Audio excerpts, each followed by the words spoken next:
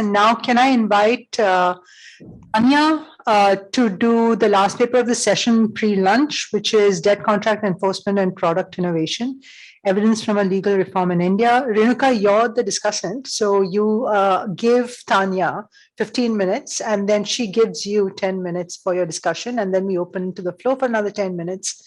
And by IST, because all of us are in IST mode, I guess we should end at around 12:30. No, sorry, 12:40. 12:45. I'm giving up to 12:45. Worst case, 12:50. Okay, fine. 12:45. Tanya, floor is yours. Thanks for including this paper in the conference. I look forward to the comments. So this paper is about estimating the effect of debt contract enforcement on product innovation. And to answer that question, we have used the exogenous variation in the cost of debt contract enforcement from a legal reform in India. The paper is co-authored with Professor Rahul Singh from Ahmedabad University and Professor Chetan Subramanian from IIM Bangalore. So I will straight get to the motivation. So we know that legal institutions, by enforcing contracts and by protecting property rights, have a positive effect on economic growth. However, the mechanisms underlying this relationship are not very well understood in the literature. So by mechanisms, what I mean is we do not know whether firms grow by accumulating more physical capital and keeping their technological know-how constant, or whether firms grow by undertaking innovation activities which enables them to introduce new products in the market and improve their efficiency. And in our paper, we find that introduction of new products is one of the channels that links legal institutions to economic growth. Then our focus in this paper is on the legal institutions that leads to the reduction in the cost of debt contract enforcement. The paper is about developing country India, and we know that developing countries are generally characterized by weak enforcement of debt contracts, which in turn has adverse consequences for financial development. So with weak enforcement of debt contracts, firms find it difficult to recover their, banks find it difficult to recover their dues, and hence they become reluctant to lend, which reduces the overall credit supply in the economy. So this relationship between debt contract enforcement and supply of credit has been studied in the literature. However, despite the importance of product innovation, we do not know whether this increase in the supply of credit translates to product innovation or not. So in our paper, we address this gap and we try to answer whether the reduction in the cost of debt contract enforcement leads to increase in product innovation or not. So the relationship between debt contract enforcement and product innovation is not that obvious. So the first point is regarding the positive effect of debt contract enforcement on product innovation. So by reducing the cost of debt contract enforcement and making it easier for banks to recover their dues, it increases the recovery value of collateralizable assets, which has a positive effect on bank lending and which may have a positive effect on product innovation. Now, does bank lending translate to product innovation is another question. So the literature on capital structure and innovation has two strands. One suggests that innovation is risky and firms finance it using internal cash flows. The other strand suggests that firms rely on external financing to finance their innovation activities. So this relationship between bank lending and product innovation is again an empirical question. Then there is this second effect, which is the negative effect of debt contract enforcement. So reduction in the cost of debt contract enforcement increases the threat of premature and inefficient liquidation by banks, which discourages firms to borrow and invest in any risky or innovation activities. Now, the overall effect of debt contract enforcement on product innovation depends on which of these two effects dominates. Then I would spend one slide on motivating our outcome variable. So we choose product innovation to measure the innovation outcomes in the economy. And the alternatives that we had were R&D and patents. So it's been documented that the majority of the new products that are introduced in the markets are generally by non-patenting firms. And to give one statistics, in US, only 6% of the firms use patent system, and this number is likely to be even lower in developing countries because of the weak intellectual property rights. So we think that product innovation better measures innovation activities, at least in developing countries. Then the second point is that product innovation is a complex process.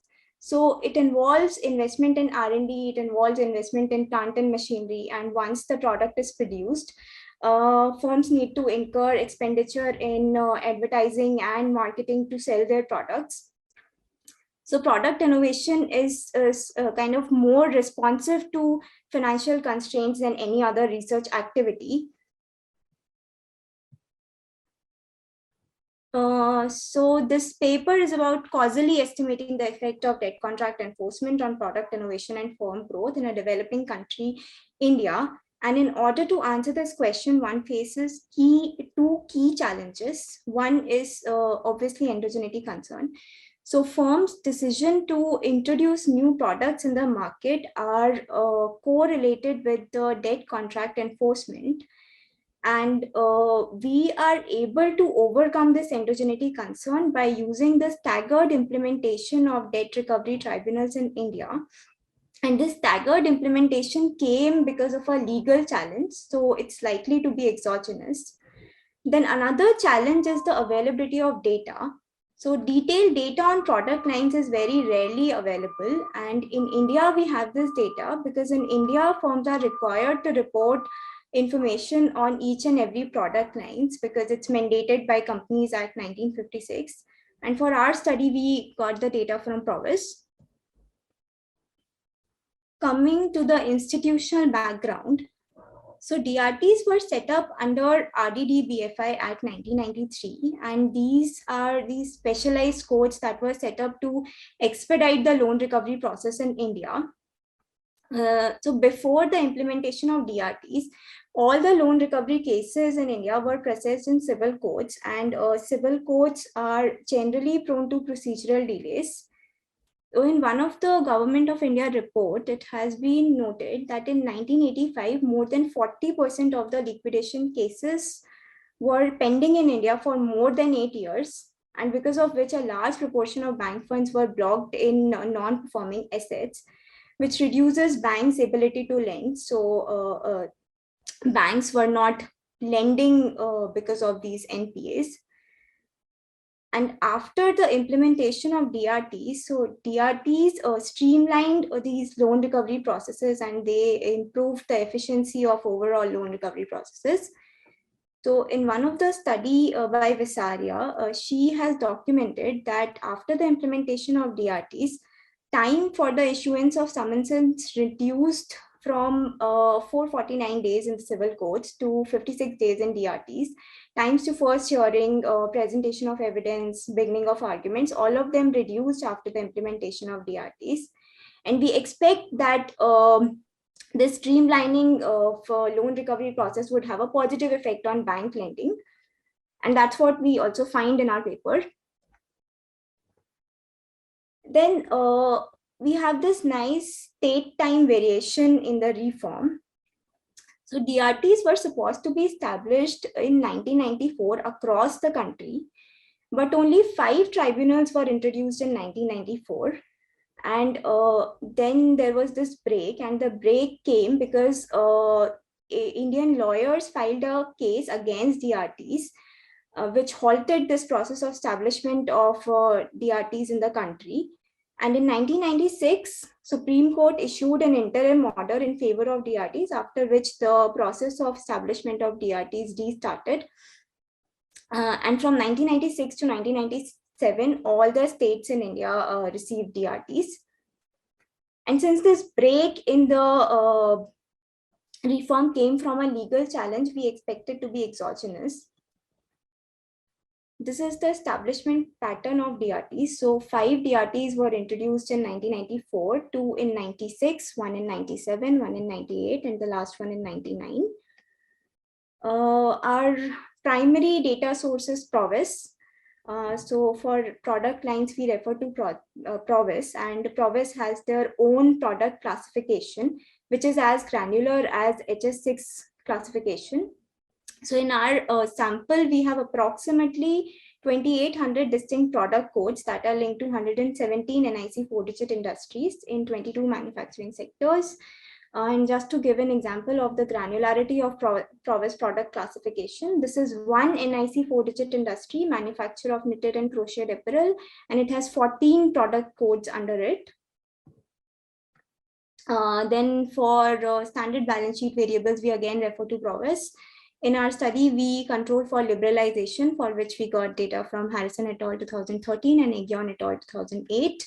Our combined data set runs from 1991 to 2004. Tanya, you have 5 more minutes. Okay.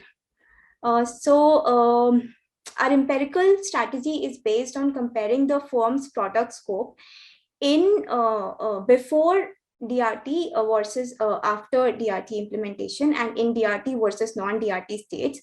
So this is the basic specification. Here IGST denote firm, industry, state, and year of observation. DRT is an indicator variable equals to 1 if DRT is implemented in the state and 0 otherwise. Then we include firm fixed effects and industry year fixed effects to control for any unobservables correlated to DRT and product scope. Then our main identification assumption in the paper is that product scope should not be moving differentially in DRT versus non-DRT states before the implementation of DRT. And here we provide evidence against it. So -4 to -1 here are years before the implementation of DRT. And we find that there is insignificant effect before the DRT implementation. So the product scope was not moving differentially in DRT versus non-DRT states before the DRT implementation. And this graph also kind of provide first evidence for our results. So after the implementation of DRT, product scope is increasing. So DRT has a positive effect on product scope. This is our main result. We find that DRT increases product scope by 2.1%. Then we have a bunch of robustness checks where we control for omitted variable bias, and we also control for any pre-trained in the firm variables. Then these are some of the other results. So we find that our results are driven by high tangible asset firms. And this is because in the short run, credit supply is inelastic. So banks were only lending to the firms with high collateralizable assets or high tangible assets. And hence we find that these high tangible asset firms were increasing their product scope, and they were entering into new product lines. They were investing in some of the activities that firms need to undertake to produce new products, and they were also experiencing increase in firm performance. And so we also find that there is increase in debt, and the mechanism in our paper is coming through borrowings. So that's one of the important results. So this is what was happening to high tangible asset firms. However, low tangible asset firms were losing market share, and they were experiencing a decline in firm performance. And this was happening because banks were reallocating credit from low tangible asset firms to high tangible asset firms. And if these high tangible asset firms are low MRPK or low productivity firms, and low tangible asset firms are high MRPK or high productivity firms, then this reallocation would exacerbate the misallocation in the industries. And that is exactly what we find in third to sixth column, that high productivity firms or high MRPK firms were experiencing a decline in capital stock after the implementation of DRT. And this increase in misallocation would have a negative effect on aggregate productivity. Now, then there is this another effect also. Because high tangible asset firms were introducing new products in the market, they were also investing in physical capital. So it's likely that these high tangible asset firms were experiencing an increase in aggregate productivity. And that is exactly what we find in the first two columns, that the high tangible asset firms were experiencing an increase in total factor productivity after the implementation of DRTs. And this would have a positive effect on aggregate productivity. Now, the overall productivity will be dependent on which of these two effects dominates. And we find that DRT overall has a positive effect on state industry TFP. So state industry TFP increased by 6% after the implementation of DRT. With this, I conclude. This is the first paper to study the effect of debt contract enforcement on product innovation and firm growth. We find that DRTs account for 15% of increase in product scope for firms during the sample period. And because of the inelastic credit supply, we find that our results are mostly driven by the high tangible asset firms. We also find that despite the increase in misallocation, there is an increase in aggregate TFP by 6%. Now, a minor suggestion: if government can couple these reforms with policies to elevate the frictions that hampers banks' ability to lend in the short term, that would improve the effectiveness of these interventions targeting efficiency of debt contract enforcement. Thank you. Thank you, the organizers, for having me as a discussant on the paper, and thank you, Tanya, for your paper presentation and for sticking to time. So I will just summarize the paper very quickly. The paper asks two main questions. Does efficient debt enforcement lead to product growth? And secondly, it evaluates if this was because of the credit channel. So, I mean, as I understood it, I thought these were the two main questions. Your main methodology was that you compared within firm changes in product scopes for firms in states where DRT was implemented and relative to states where DRT was not implemented. And then later you study the differential effect of DRT based on a firm's tangible assets. And the bottom line was that firms increase product scope because of DRTs. The effect is more pronounced in high tangible asset firms. And your paper claims that this is because of easing of financial constraints. And there is also an improvement in firm performance and improvement in TFP. So I think my first comment is to do with unpacking product scope in general, because it's such a central outcome in your paper that we need to understand product scope a little bit more in detail. And I felt like, because after I read your paper, I went and looked at what has been studied about product scope in India in the past. And there is a considerable literature on product scope. And I felt that your paper needs to acknowledge that literature a little more and build on that literature a little more.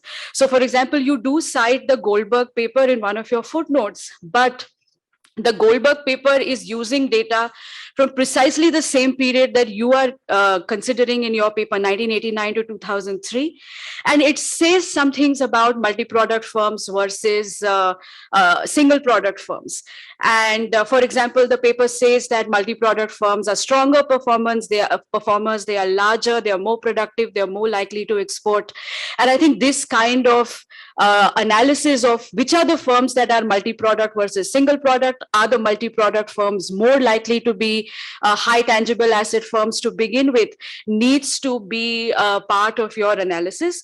The paper also finds that product shedding was not happening in India, right? So there was no sign of creative destruction.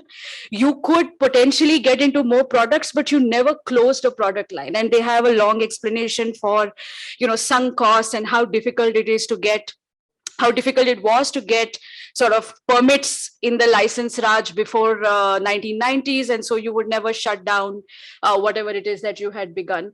So I'd like to see a little bit more richness on the question of product scope and what is known. So another paper that I found by Chakrabarti and Henry, again, they kind of say that this happened because there was an increase in imports from China, and that changed the way firms started to do a product, managing their portfolio of products. And they have a Bartik type estimation method to think about product scope. And again, this kind of methodology that the product scope literature seems to apply. I feel that your paper needs to speak to it a little bit more. Another interesting paper that I found on the question of product scope is a recent paper. It got published just last year. And what they say that increasing product scope is endogenous, and that these firms are substantially different from each other. So I know that you kind of do some pre-trends analysis in your paper, but I'm not convinced, because the literature is also kind of saying that these are very different decisions. And sometimes there is the question of organizational ability, which is what decides whether a firm does product, increases its portfolio of products. And it will be useful, therefore, to see the correlation between high tangibility and multi-product firms, whether there is coherence in the basket of products that these firms are having post the DRT, and useful. It will also be useful to correlate the product scope to the standard metrics of measuring product scope in the literature. My second question is on the efficiency of DRTs. Okay, so all the literature that we have studied on DRTs says that the DRTs were extremely inefficient. There is, in fact, a Raghuram Rajan committee report of 2009 that talks about how credit enforcement is very weak in India. For example, the number of DRTs are insufficient, the number of presiding officers are insufficient. There is actually a significant delay in proceedings. This is a statistic from 2013 that there were 43,000 cases pending. Today, there are more cases pending. So, if this is what we saw in the case of DRTs, or this is how DRTs have evolved, then it makes me really think that we are a really credit constrained economy. Just the promise that there is some kind of a DRT makes credit flows happen. And how do we really think about that? And we also know that, as in a few years, after DRTs, it was followed by SARFACI, then it was followed by CDRs, then it was followed by IBC, and each was put in place because the previous scheme was not good enough. Right?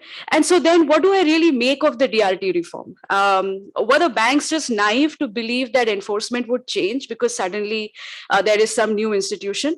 And when it became evident that DRTs are not up to the mark, as we know from all the other literature, that did some of these credit flows get reversed? And this is a relevant question, I think, to the larger question of how credit enforcement matters, because actually in reality within a few years I don't think we were doing well on credit enforcement at all. And so here is another story, right? There was a period of boom in India.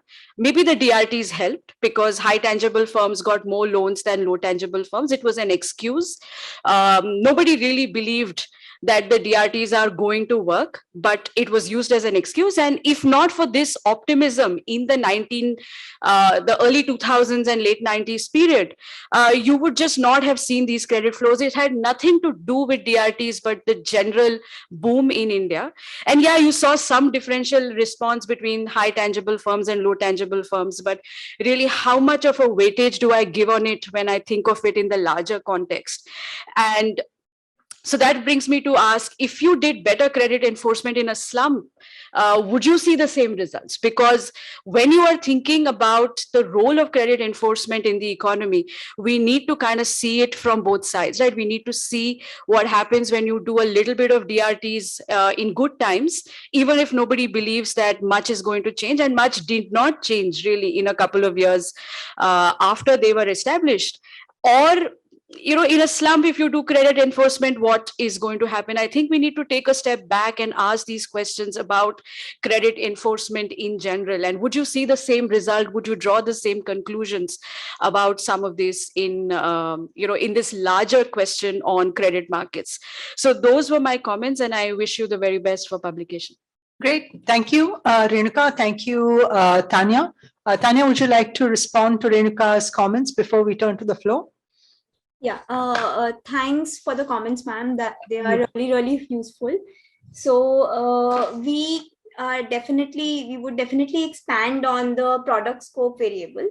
Then the point on DRTs and slump is very interesting, and we should definitely look at the literature on credit enforcement. Maybe we will simultaneously look into these reforms, SARFAESI, DRTs, to answer these questions. But right now, this is what we find, that DRTs have a positive effect for high tangibility firms. Rajeshwari? Hi, Tanya. So carrying forward from our last week's discussion on this, one point is, of course, the inevitable that, this is a period of time when deregulation and privatization is happening in India. So one simple reason why firms could be engaging in product innovation is because they're coming out of this industrial licensing era, and they can just innovate on products, and that's exactly what's going on. It may have nothing to do with the DRTs per se. And once again, I'm not fully convinced that your result is proving that the result is following only from the DRT. So that's something that you should be a bit careful about and work on, as you said, with a journal. The second point is that similarly, see, your connection is that DRTs happened, bank credit supply increased, and firms are doing product innovation, right? Very simply put, that's the linearity of your causality. But the problem there, once again, one is that many other things were happening which could have explained product innovation. The second thing is bank credit supply also could have increased because the banking sector was getting deregulated, private banks and foreign banks were coming in, and bank credit was increasing. Once again, we have nothing to do with DRT. So again, reiterating that point, you need to establish that causality channel very, very strongly, because that's not really following very well as of now. But just think a little bit about it and read a little bit more about what was happening during that period, not just from the econometric perspective, but also were the banks really lending? Did the lending increase? Why did it go up? Again, because of deregulation, privatization could have been one factor. Did the DRT setting up really helped in the credit supply? You need to show that using data, not just look at Visaria's paper. And the third thing being that you can't be looking at SARFAESI, again, for the reasons that we discussed, that would end up contaminating your results. Your sample has to be stopped at 2001-2 before SARFAESI comes into the picture. Thank you. Sorry, Pavitra, you have a question? Yeah, in furtherance to what Rajeshwari was also mentioning, it might be important for you to look at the regulatory changes when you're looking at the causal effect, because there were a slew of reforms in the intellectual property rights within your study period. I think the Patent Act was amended 2-3 times, changing the definition of innovation in itself. So you might want to look at that. Yeah, definitely. That's very useful. We can put a control related to these R&D and patents reforms. But patent reforms are, where is the variation? Is there variation across different kinds of products in patent reforms? I didn't get it. So when we're looking at firms and the product scope, is it the case that patents can be measurably different across different kinds of products and different kinds of firms? So the definition of what constitute innovation will decide whether you get a patent for it as opposed to whether you don't get a patent for it. Okay. So no, I mean, just picking off on that, right, Tanya? How do you incorporate this in the analysis to see what is the effect coming from Patent Act innovation versus contract enforcement innovation? Which so is actually we have firm fixed effects. So, and our data is at firm level, not firm product level. So otherwise we would have included product fixed effects, or we would have just incorporated the variation in the products and interacted with the high tangibility dummy. So that's how, if this Patent Act or these patents are having differential effect on high tangible asset firms, in that way we could have control for that. That's how we have also control for liberalization by interacting the FDI dummies and some of these dummies with our high tangible asset dummies. okay. Thank you. Any other questions? Are we good? Folks online, Koshi, any thoughts, or everyone's done? Because we are done. We are headed for lunch. I don't know about all of you. I just wanted to make one point clear. Please, go ahead. When I talk about changes in IPR rights, it could also play a role in better enforcement of IPR rights as well, right? I don't know.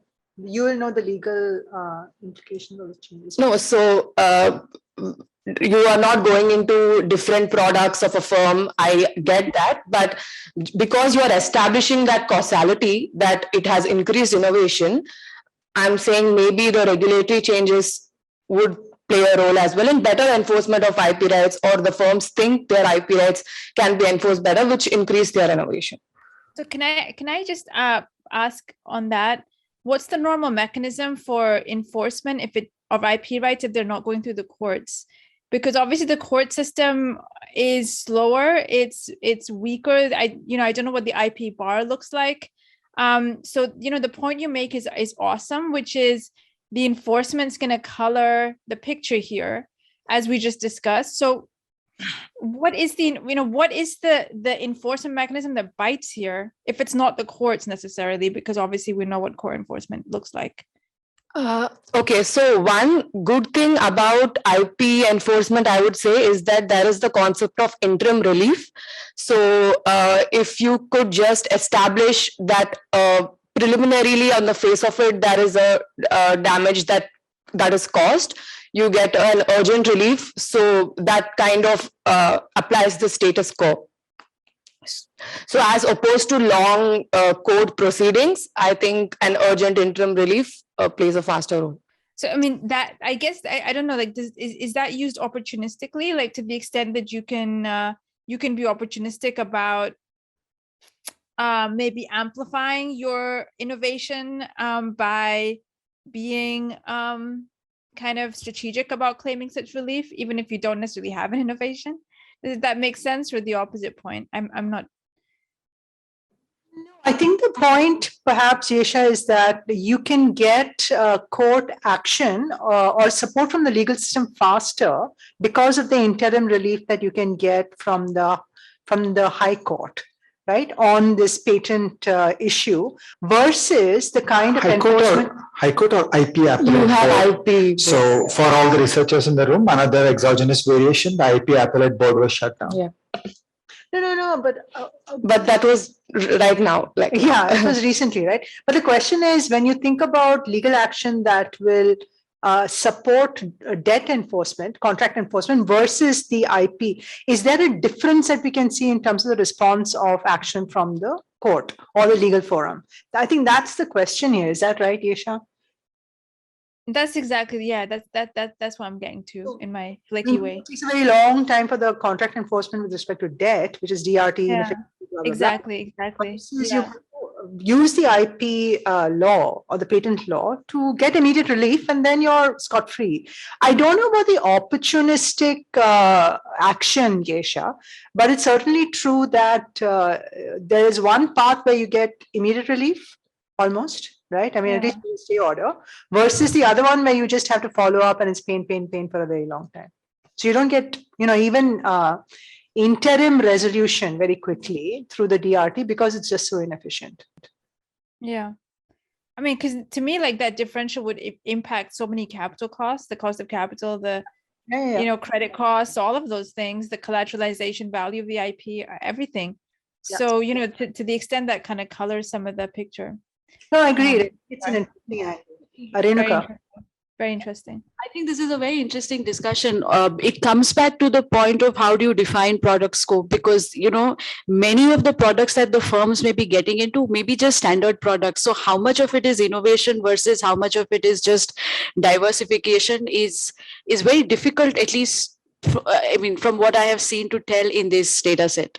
And I guess the question is then, how do you differentiate firms which have got that?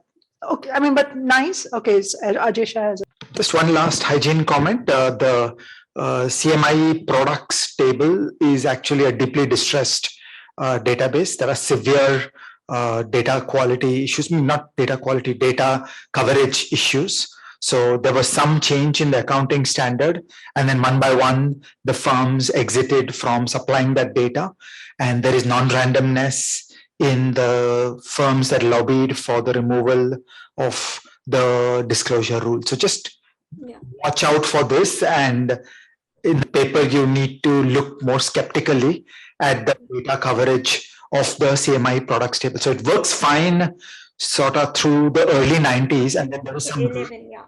I don't remember that. And then there is just a precipitous collapse of this table. So it's a very sad thing, but it's a beautiful table, and at some point it more or less vanishes. Tanya, do you know when it stops? Yeah, 2011, because Companies Act amended in 2011, and that's when this clause was removed. This is well Till 2010, the data is well populated. After 2010, the kind of quality of data reduces. Okay, so go look at Reliance, find out the year in which they stopped reporting products. Roughly the year before that is where the accounting standard changed. Yeah, Okay, yeah. one by one, all the firms exited, and it's way back. It's not anything to do with companies. Yeah, and this is something that we need to tease out all the time, right? So South AC comes in place. Of course, we know that it's not that date from which it's going to start getting enforced. So we need to be a little cognizant and aware of this when we're doing the research. I think Koshi's got a comment, and I think that will be the last one we'll take for this session. Koshi, go ahead. As you know, in many of the papers that you suggested, there is sometimes in terms of measuring innovation, they don't quite use the number of products kind of thing. They look at, I'm not saying it's a perfect measure, number of patents and number of citations to the patent. I don't know whether you have any related data, because I was thinking also, did you look at the total investment made by the company? Yes. We do. And what do you find? You also find corresponding positive increase? effect on investment in plant and machinery. Actually, we find positive effect on R&D and advertisements and marketing and some of the expenditures that firms need to undertake to introduce products. So you're saying access to finance, access to finance has gone up because of the better enforcement. That's your story, right? Yes. For high tangible asset firms. For the tangible asset firms. Okay. This is very interesting paper. I think it's a very good paper. Yeah. Great. Thank you all very much. Cool discussion. Thanks, Tanya, Renuka, and everybody who piped up. And now we head out for lunch. We get back at 2 p.m., I think, IST. And we'll see you then. That's in about an hour and 10 minutes. Thanks, Koshi. Thanks, everybody. Have a great lunch. Thank you, Susan. Bye. Great papers, nice Amazing discussions, discussion. great papers. Fantastic sessions. Bye. See you in a bit.